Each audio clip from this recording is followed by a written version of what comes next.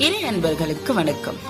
வாழ்வில் உயர்ந்து மேன்மையடைந்து எல்லாவித சகல சௌபாக்கியங்களும் அடைவதற்கு எல்லாம் வல்ல ஸ்ரீனிவாச பெருமாளை சேவித்து இன்றைய நாளை தொடங்குவோம். இன்றைய நாள் 17/5/2025 வைகாசி மாதம் 3ஆம் நாள் சனிக்கிழமை. சனிக்கிழமைகளில் வழிபட வேண்டிய தெய்வங்கள்னு பார்த்தோம்னா சனீஸ்வர பகவான், ஆஞ்சநேயர், மகாலட்சுமி, ஸ்ரீனிவாச பெருமாள்னு எல்லாரையும் சனிக்கிழமையில வழிபடலாம்.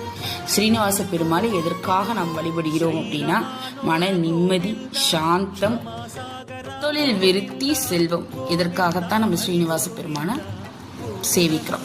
ஸ்ரீனிவாச பெருமாளை நம்ம பார்க்க போறோம். திருப்பதிக்கு போறோம். பல மணி நேரம் பயணங்கள், பல மணி நேரம் காத்திருப்பு, இதெல்லாம் தாண்டி நம்ம போய் அந்த கூட்ட நெரிசலில் அந்த பெருமான் முகத்தை பார்க்குற அந்த ஒரு நொடி, இவ்வளவு நடந்து வந்தோமா, இவ்வளவு கடந்து வந்தோமா அப்படிங்கிற நம் வாழ்க்கை பயணத்தையும் சேர்த்து மறந்து மெய் மறந்து அந்த கடவுள் முகத்தை நம்ம பார்த்துட்டு இருப்போம். அப்படி பார்க்கும்போதே நம்மளோட கவலைகள் எல்லாம் பறந்து போயிடும். இனிமே நம் வாழ்க்கையில் முன்னேற்றம் தான் அப்படின்ற ஒரு புது நம்பிக்கையை கொடுக்கக்கூடிய ஸ்தலம் திருப்பதி வெங்கடாச்சலபதி ஸ்தலம்.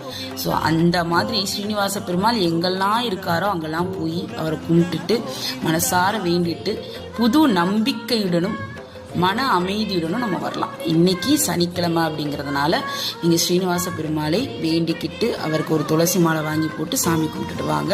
இன்றைய நாள் மிகவும் நல்ல நாளாக, நம்பிக்கையான நாளாக, பணவரவு மிக்க நாளாக உங்களுக்கு அமையட்டும்.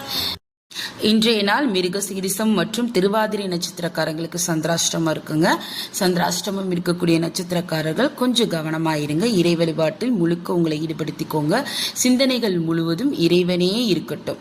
இன்றைய நாள் உங்களுக்கு இனிமையாக அமையட்டும். இந்த வீடியோ உங்களுக்கு பிடிச்சிருந்தா லைக் பண்ணி ஷேர் பண்ணுங்க. மறக்காம நம்மளோட சேனலை சப்ஸ்கிரைப் பண்ணுங்க. நன்றி.